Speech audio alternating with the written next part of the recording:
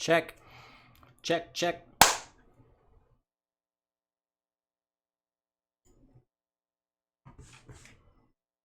Hey. This whole concept is one of my favorite. It's my favorite. It's like I blah blah blah. Words, vomit. I hired pro bass teachers who pretend to be a beginner. My favorite of this type of stuff is the do pretending to be a beginner on Omegle. But I've seen Davey, I think, do something like this in the past, but I never get sick of it because it's always funny to just crush someone's face. They're like, why don't you do this thing over here? And you're like, how about I just crush your face right now? And you're like, ah, love it. Let's go. On the internet, and I asked them to teach me something. I contacted them using a secret account, so they don't know it's me. Shh. And I'm hoping they won't recognize me, so I have to disguise myself first. Epic. Now I'm sure nobody will know it's me. Slap like now if you agree. The first teacher should be calling me in a few seconds. While we're waiting, it's the perfect time for you to subscribe now. Yeah, subscribe, hit like, subscribe, sub, like, beg, like, slap. Diamond Button Bass reveal at 10 million subs. OMG, it's time. What's up? Is this your first lesson? It's your first time playing bass? Yes. Alright. What sort of stuff would you like to learn? I just want to learn something new on bass. Let's start with slap. Oh, right. Well, let's give this a try. Okay. So, we're going to do this with our hand, make a nice little blade shape. We're going to turn that into a nice fist, like that. Nice fist. Nice fist. And then we're going to make a little, hole in that fist. And then from there, you do a little thumbs up. So we've got a thumbs up with a little hole in it. So I want you to imagine you've got like a hammer. And instead of hitting something with the head of the hammer, you're picking the hammer up by the head and hitting something with the handle. Epic. I'm going to teach you 3 octaves, so 3 little shapes like that. In total,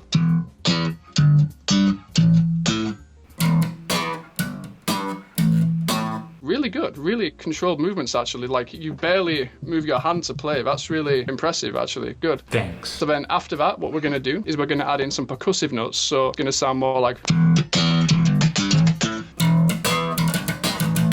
That sounds great. It's all thanks to you. Yeah, it's pretty good. It's pretty good. That reminds me of that Stevie Wonder song. You're a very epic teacher. Oh, thank you so much. Teach me something harder. Something harder? Okay, I understand. The hardest thing I know is called Tears in Heaven. It's like...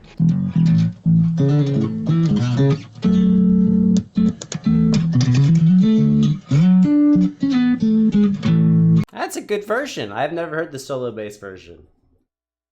Props to you, guy.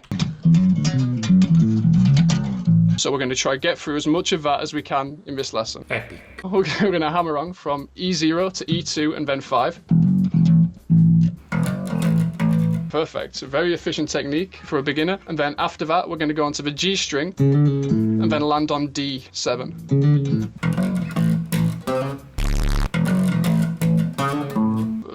It sounds really good.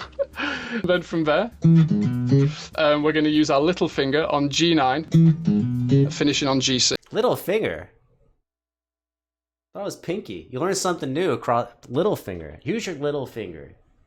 Little finger. Really good. And then this is the hardest part for a lot of beginners. That would be moving from this part here to a chord. Amazing. The hard minor? part though now this is something I really struggled with when I was learning this. So there's a lot of notes here, so we're going to play on the A string. Okay, maybe not everyone finds it hard. Can I just say, it's so weird because I've taught this piece maybe like 3 times and it's always been like a 60-minute lesson, so this is crazy. We've got half the time, like, okay. Checkmate, noobs. This is so weird. And then what we're going to do is we're going to slide up. We're going to slide up from maybe 12th. It doesn't have to be like a crazy 6th? exaggerated slide. Up to the 16th fret of the D string and land with our pinky on the 19th.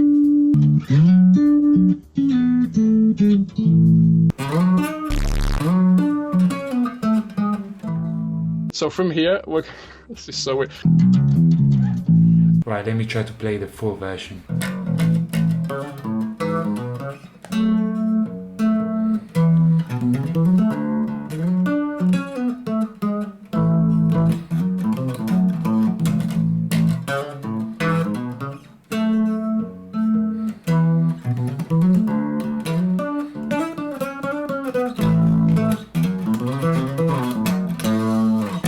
you go. No, that was fine. That was pretty good, actually. I'm really curious, actually. What's the, like a beginner, what's the most difficult song you can play right now? It is a song from a bassist called Davie504.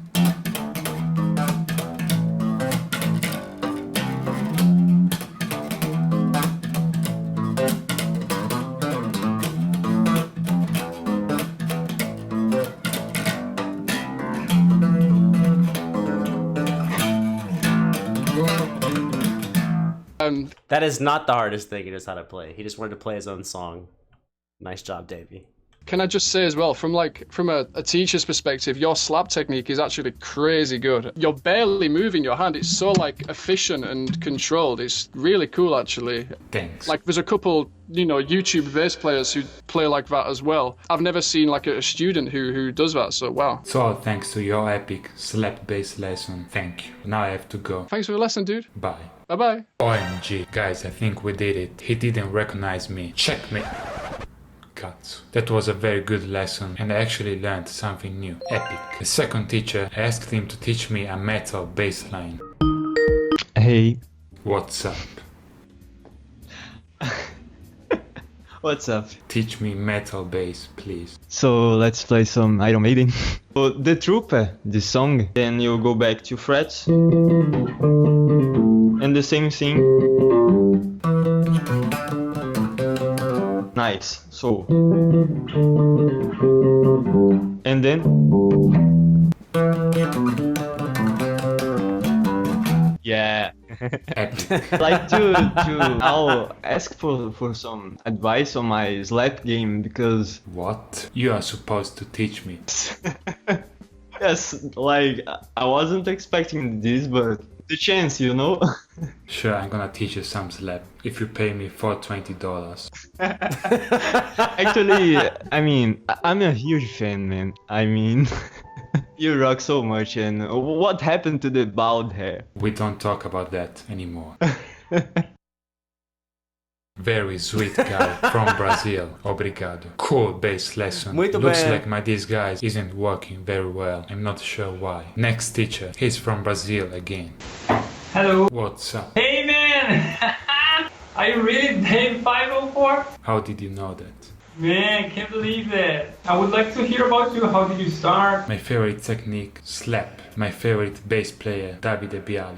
It sounds Italian. Yes. I think we could start here with a Jacopo Stories groove I was just listening to. The bass line goes like this. Look. Okay, I didn't know if I was allowed to teach with that much background noise. I've done a couple of Skype lessons, man, and it's uncomfortable as fuck. I like being in the room. I mean, apparently, Davie504 will take lessons from you even with a lot of background noise. Facts.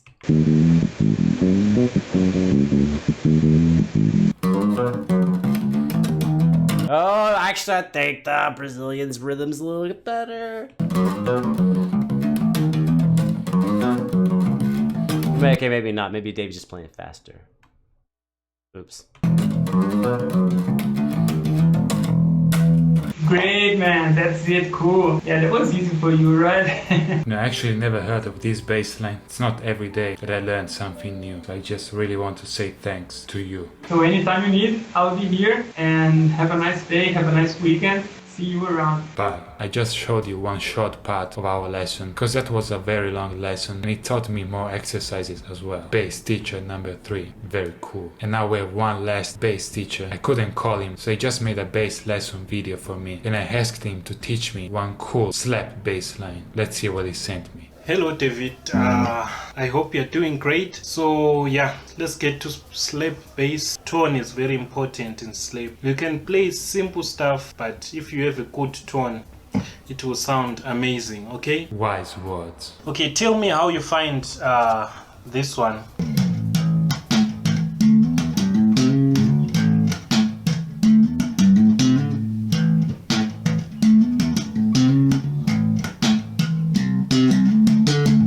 This bass exercise he's teaching me sounds like the bass exercise I taught my girlfriend in my slap bass lesson video.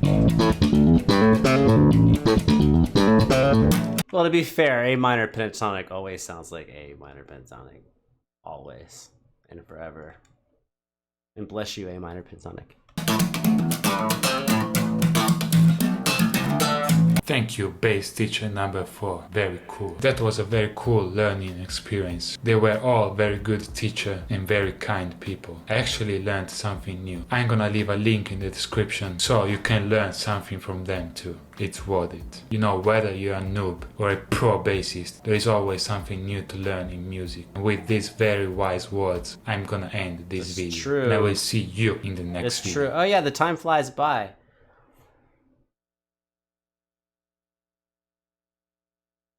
Oh, okay.